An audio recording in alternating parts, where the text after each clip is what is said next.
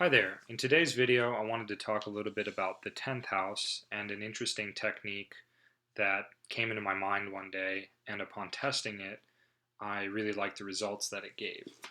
And so I'm going to keep it fairly simple as well. There's always a lot to talk about in these types of videos, and of course, the 10th house refers to many, many different things.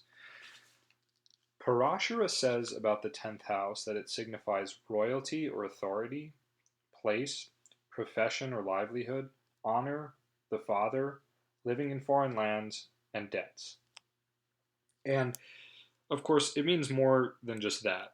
He doesn't just give us all the meanings, and very few texts give every single possible meaning. But the main aspect of the 10th house we're going to be focusing on today is the 10th house as a significator of the person's public life and the work that they are doing in the world and that they have to do in the world, the work that brings them into the world, and their what they do in public, the dimension of life that links us to the rest of the world and society at large, and so on. Now, Saturn as a karaka for the 10th house signifies those deeds that we have to do. And the 10th house is called the karma bhava in Parashara's text because it deals with the fruits of our actions, which is karma. And so it deals with Saturn signifies those aspects of the 10th house, those things that we have to do that we just can't get around doing. They're sort of the major karmas that we have to fulfill that are laid upon us, and so on. The sun as a karaka of the 10th house has more to do with achieving honor and building an empire. It's more how we take destiny into our own hands, how we take the public life and what we want to do in the world into our own hands. So Saturn is the more passive one, Sun is the more active one in terms of the 10th house. And the main technique I wanted to showcase today, the one that sort of just came into my mind one day, is basically looking at the 6th house and its lord in relationship to the 10th house and its lord. And what I realized is that the first house and the 10th house are two of the most important houses in the chart. They're definitely the two strongest angular houses. And the sixth is the ninth from the 10th, which is why I felt like it was particularly significant and shouldn't be overlooked, especially when dealing with the 10th house. So the ninth house deals fundamentally with our dharma and the meaning of what we're here to do. So connecting with that meaning and living out that meaning is dharma. And so the ninth from any house or any planet has something to say about the dharmic side of that house or planet, the dharmic implications. So in the case of the sixth house, it's about deriving meaning from the work you do in the world and doing work that is more meaningful to you and puts you more in touch with your duty or your responsibilities and your essential nature. So, in other words, dharma being translated as duty or law, looking at the sixth from the 10th, we get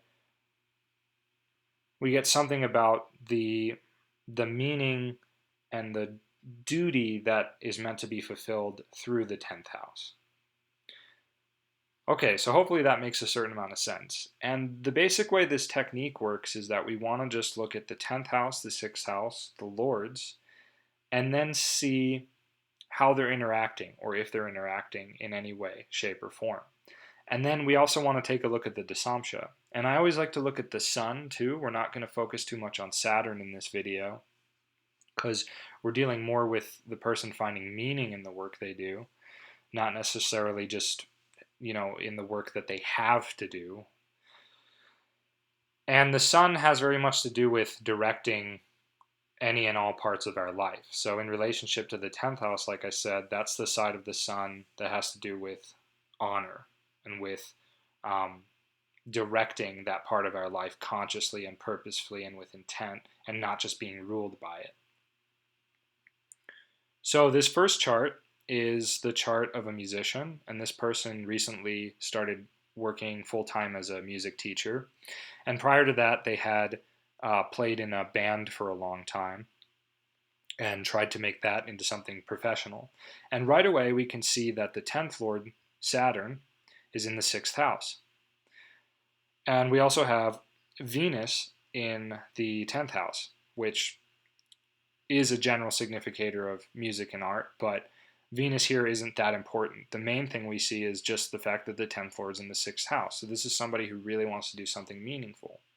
Saturn does not have the best dignity, but it's in a great friend sign, so that actually gives it some integrity for sure. And it's in Bala Avashta, which is it can manifest things about 25% capacity. So it's not necessarily the most powerful Baladi Avashta, but in my opinion, it's a better one than not. I like to think of the Bala Avashta, since it means child or baby. I like to think of it as like this planet just is like a person who kind of loses their attention span or isn't really able to follow through. Because if you think of a little baby, right, it picks up something and it's fascinated by it for as long as it's fascinated by it, a few seconds, a few minutes, an hour, and then it gets bored and it moves on to something else. So that's sort of a key to understanding how these avashtas work, is what I found.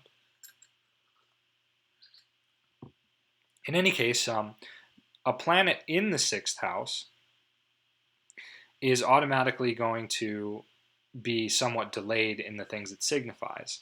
And Saturn also doesn't Rashi aspect its own house, the 10th.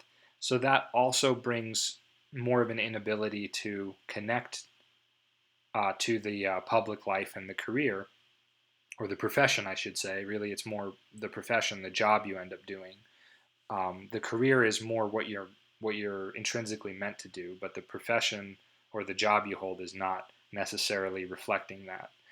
And that is kind of a different set of techniques altogether. But this technique that I'm showcasing here does connect to that on some level, because if the 6th house is strongly linked to the 10th house, then the person is going to want to do something more meaningful and more profound in terms of their job and whatnot. So chances are they're going to, connect to some of their intrinsic talents and things and make that a career. But not always, because again, the 10th house also has to just do with the public life and the great deeds you do in the world, or don't do if the chart is afflicted or the 10th house is afflicted. So sometimes you could have a career that's not really reflected by your 10th house, but you could be famous, or you could give back to the world in a way that's not reflective of your career, and that would be more indicative of the 10th house. So, and in any case, what this shows is, that there's going to be some delay in getting that meaningful career, because Saturn's in the 6th, and it's with Rahu, which creates a lot of confusion and uncertainty and things like that. And it's with a weak Mars and a weak Jupiter, so there's a lot of struggle involved. And then it's Rashi aspected by the Sun, and the Sun is oftentimes a separating factor, because the Sun just sort of exposes things for what they really are. And the Sun can also, because it casts the rays of honor upon whatever house or planet it touches, it means that the person is going to put honor and integrity above just superficiality, of course, assuming the Sun's in good dignity. And here it is in pretty damn good dignity, and it's Yuva. So in this situation, I wouldn't say that Sun is a major separating factor to the 6th house. It's just that the Sun is, in fact, the Sun is going to give that person the tenaciousness and ambition to work towards that. And they finally, eventually, did end up getting this career a little bit later on in their life. And it's not without its problems, but you can see how this technique is very simply showing that they are doing a career that is more meaningful to them. And then we want to look at the Dasamsha, and we want to look at the same things in the Dasamsha. We want to look at the Sun, and I prioritize the 6th house cusp and the 10th house cusp over the 10th and the 6th as counted from the ascendant. And this seems to work really well. So in this chart, we see that the 10th house cusp is ruled by Saturn, who's there with the cusp. And the 6th Lord Venus is also there. So this once again just showcases exactly what we saw in the Rashi chart. And that gives us the confluence to be able to say that it's going to be more likely to be a reality. The moon is here, and the moon is waning. And dignity-wise, the moon is decent. But nonetheless, it's a waning moon. And so this moon is part of what's created a certain amount of dissatisfaction with certain aspects and elements of the job. The sun is with the 6th house cusp, and the sun here is not really in the best dignity or the best avashtas. So this simply shows that basically the person, part of the delay in getting what this career they wanted had to do with the lack of focus and the lack of integrity surrounding their honor and ambitions, which is the sun. The sun's also in the 8th house of the Dasamsha, which is a difficult place for any planet to be.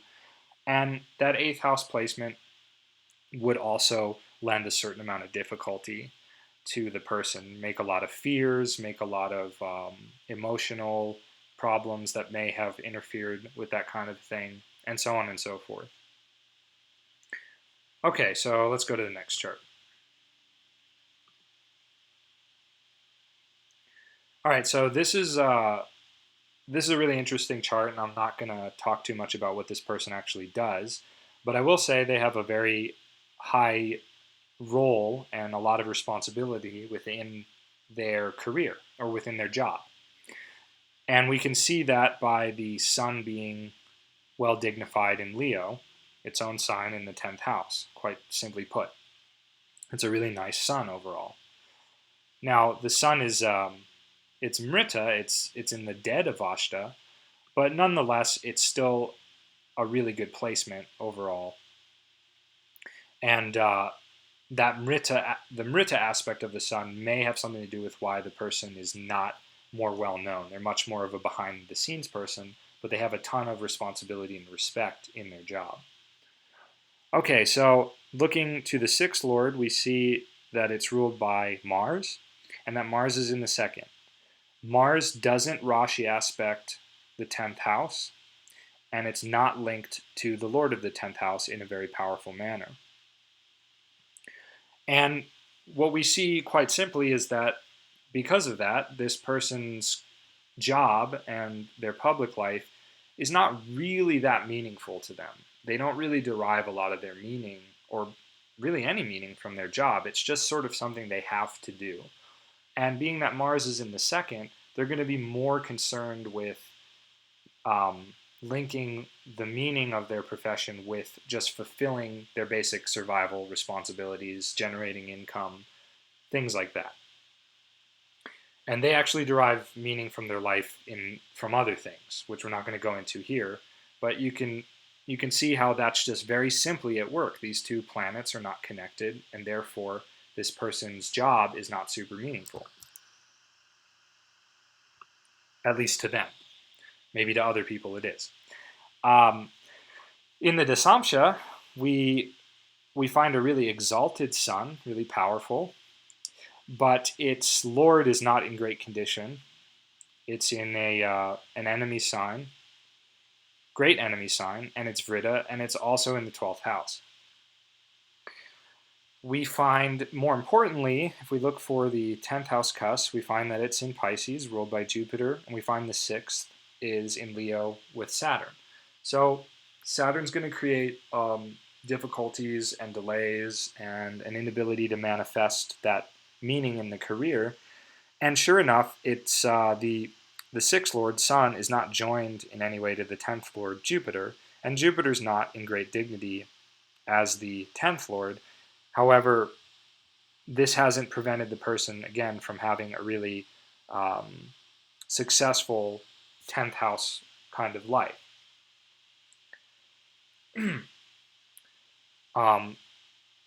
And there are other things that show that, but I don't want to linger too long here. So in any case, moving on to the third chart.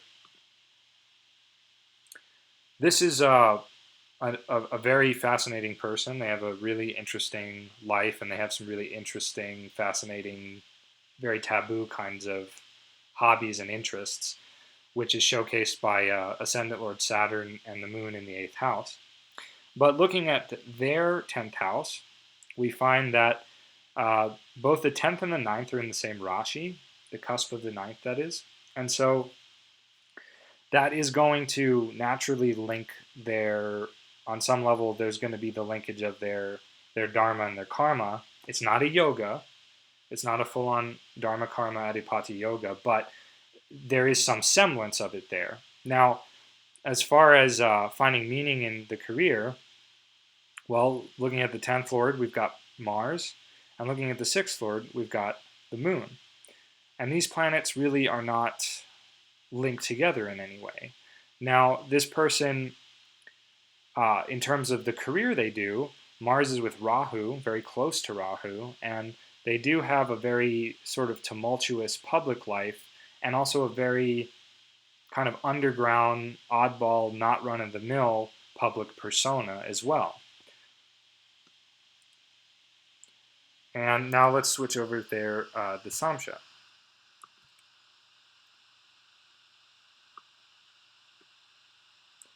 So in the Dasamsha, we've got the 10th Lord, Mars, once again showing a certain amount of, a certain amount of success with public matters, with jobs, things like that.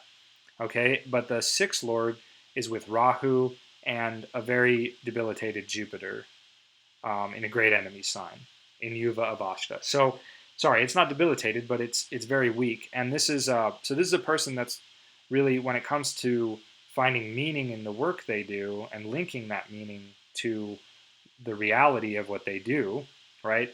They really have to struggle. They really are beset by a lot of setbacks and enemies. And because it's Yuva Avashta, which is the young adult or adult state, it can manifest at 100%, but at what cost, right? The great enemy sign, it creates more harm than it helps. And Venus, the Lord, is full-on debilitated in Virgo, though is also in the Yuva state. So once again, there's a lot of activity here, but there's more harm than helping. And sure enough, Venus's Lord, Mercury, is debilitated, and Saturn aspects both of them, creating a lot of just a lot of difficulties and setbacks when it comes to just manifesting a profession or job or public life in a meaningful way. And the Sun is here in Cancer in a neutral dignity in Vriddha or Old Avashta. So that means they're just mediocre in producing effects based on their vision and their will and their purpose. And they're just kind of, they just have a hard time they don't have a lot of energy. And being in the 2nd house in the Dasamsha is going to link that back into just basic responsibilities of surviving, but also to family life.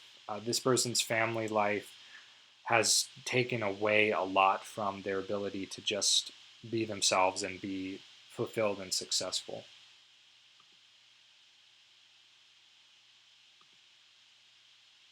Okay, another really fascinating person who I can't say too much about. In this chart, we've got 10th Lord Jupiter sitting in the 7th house. We've got Venus exalted, nice exalted Venus, ruling the 6th Bhava cusp.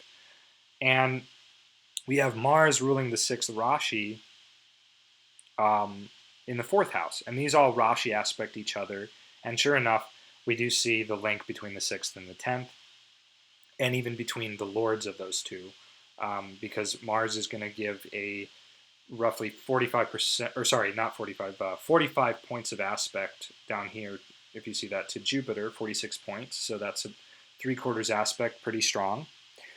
And Jupiter gives a decent aspect to Venus.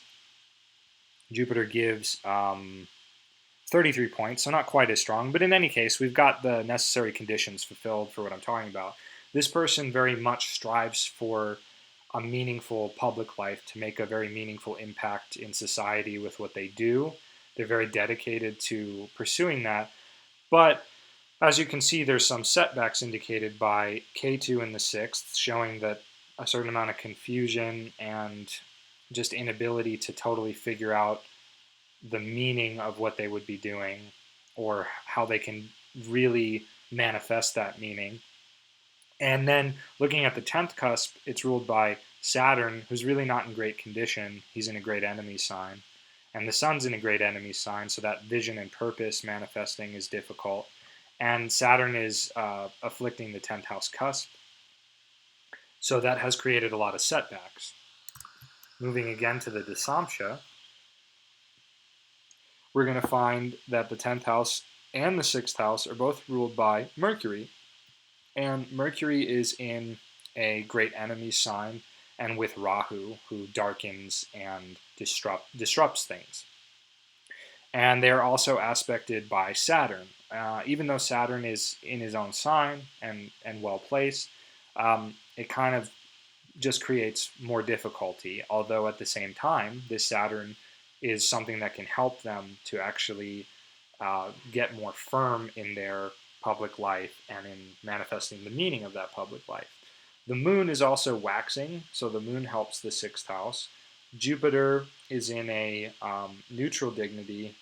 He's okay, so he helps a bit too to manifest.